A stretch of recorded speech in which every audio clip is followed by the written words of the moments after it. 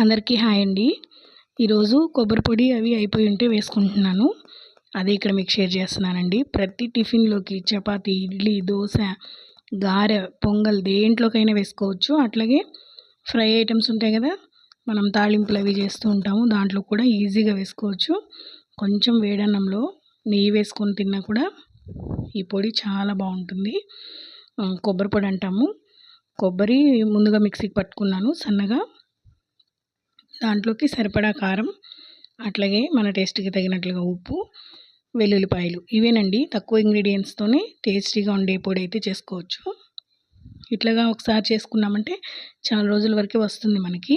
ఇట్లాంటివి స్పేర్ చేసి పెట్టుకున్నామంటే టెన్షన్ లేకుండా వంటలప్పుడు కానీ, ఒకవేళ ఏదైనా చట్నీస్ చేయనప్పుడు కూడా ఇది చాలా బాగా యూజ్ అవుతుంది. టేస్ట్ అయితే సూపర్‌గా ఉంటుంది. ట్రై చేసి చూడండి, మీకు కూడా బాగా నచ్చుతుంది. మేమైతే రెగ్యులర్‌గా ఈ విధంగా చేసి పెట్టుకుంటాము.